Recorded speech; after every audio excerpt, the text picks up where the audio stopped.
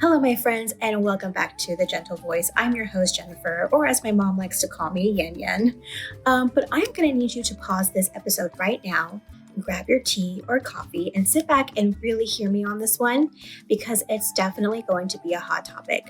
But before I begin, don't forget to click that subscribe button, like this episode, and share with anyone who can benefit from my motivational and informational content.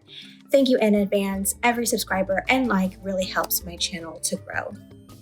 So today, I want to share something that has probably affected you and me and nearly everyone we know, yet rarely gets the compassionate conversation it deserves. The deep, often invisible connection, I want to say, between our financial health and our emotional well-being.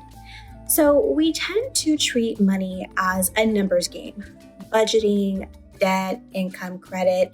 But in reality, how we manage our money is often a reflection of how we manage our emotions.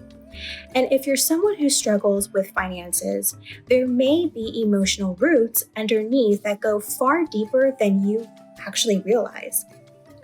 So today, I want us to explore together how those two worlds, our emotional health and our financial life, intersect in powerful and often overlooked ways. So let's start with what the research tells us. So according to the American Psychological Association, finances consistently rank as one of the top stressors for Americans across all age groups. In fact, their 2022 Stress in America survey reported that 72% of adults felt stressed about money at least some of the time, and nearly a third said financial stress was so overwhelming it made them feel hopeless. Financial stress doesn't just stay in the bank. It shows up in your sleep patterns, your self-esteem, even your relationships, and your ability to make confident decisions. And yet, we often think it's just a money problem, when in reality, it's an emotional signal that something inside of us needs support. The truth is that money is rarely just about dollars and cents. It's about safety, stability, identity, and control. And for many of us, our earliest experiences with money were emotional ones, watching our parents fight about bills, feeling ashamed of not having enough, or being told we needed to earn love through achievement or giving. Does that sound familiar? These early memories become the emotional blueprint that we carry into adulthood. As financial therapist Amanda Kahneman explains, when we don't consciously examine our relationship with money, we unconsciously reenact patterns that once helped us cope, but no longer serve us. You may find yourself overspending to feel temporarily good enough, or hoarding money because you fear being powerless. In both cases, the behavior isn't the core issue. The emotions underneath are. Now, one of the most common ways people express emotional distress through money is through what's called emotional spending. Emotional spending happens when we use money to regulate our mood, whether that's boredom, sadness, loneliness, or even celebration. Dr. April Lane Benson, a psychologist who specializes in compulsive buying, explains that shopping often becomes a coping mechanism. It offers a momentary hit of dopamine, a sense of control, pleasure, or distraction. But what follows is often guilt, shame, and more financial instability, which compounds the emotional distress that led to the spending in the first place. And so the cycle just continues. It's like a vicious cycle that never ends. But emotional spending is just one side of the story. On the other end of the spectrum is financial avoidance. This happens when a person is so overwhelmed by stress or shame around money that they begin to avoid it entirely, leaving bills unopened, not checking their accounts, refusing to make budgets.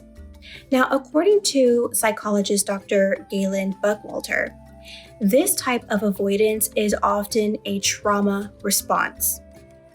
The nervous system goes into freeze mode, not because you're lazy or irresponsible, but because the brain is trying to shield you from anxiety and pain. Now, avoidance is a survival strategy. The problem is that in protecting us from short-term discomfort, it leads to long-term consequences like debt, poor credit, or increased stress. In addition to emotional behaviors, there is also a powerful neurological relationship between money and mental health. Neuroscientist and psychologist Dr. Daniel Kahneman, a Nobel Prize winner, found that most financial decisions are made emotionally, not logically. Up to 90% of financial behavior is rooted in how we feel in the moment, not what we know intellectually. So even people who are well informed about budgeting and saving may find themselves struggling if they're emotionally dysregulated. This is why telling someone to just budget better rarely works if you don't also address the emotional context. So the link between financial and emotional health is so strong that therapists and financial experts are now working together to create the field of financial therapy. I know I would like to sign up.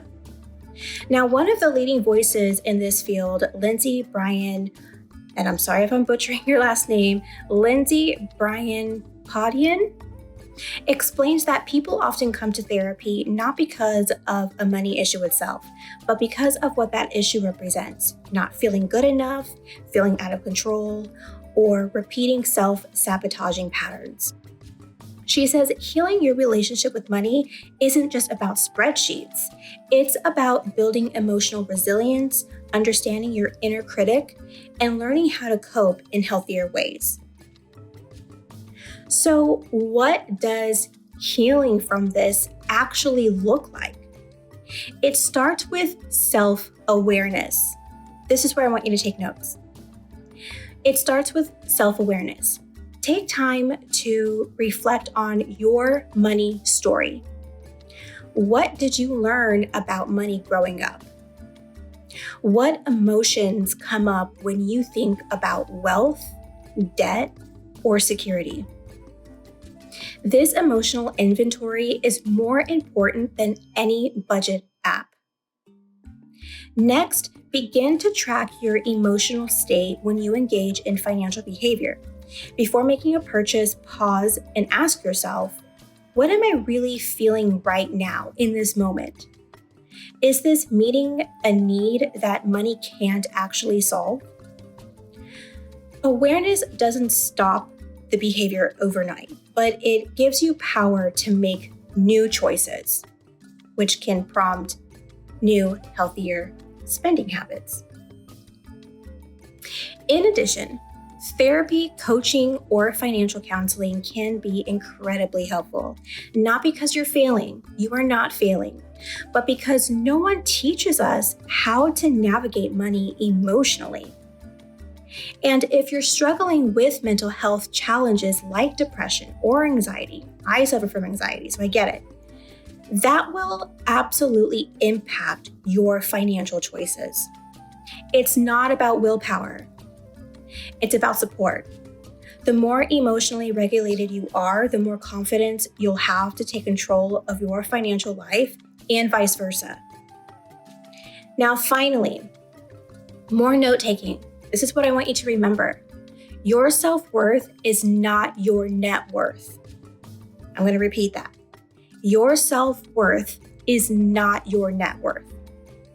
You are not your debt. You are not your paycheck.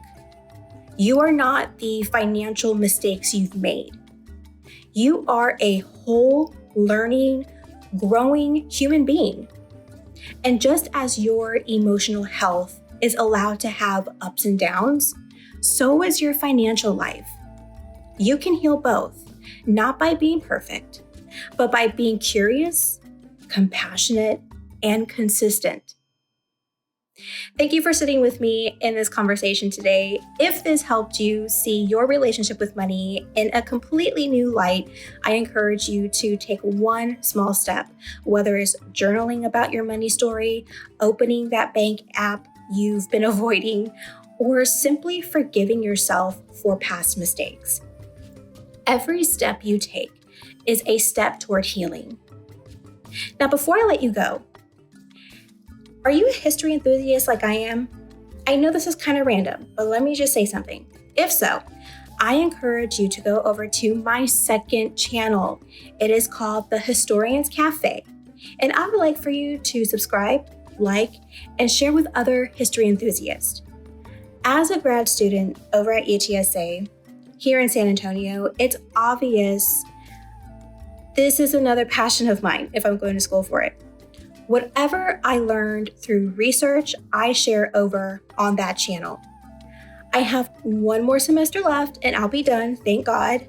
But my Lord, it's been tough balancing single parenting, jobs, and grad school. But I know my hard work isn't going unnoticed. My goal is to not only make that channel my main profession, but I want this channel too to reach success as well. So help a mama out and make sure to subscribe to that channel as well. Link is in the description box down below. Thank you so much for joining me today. I am so proud of you for being here and taking this first step. I'll see you next time on The Gentle Voice. Take care.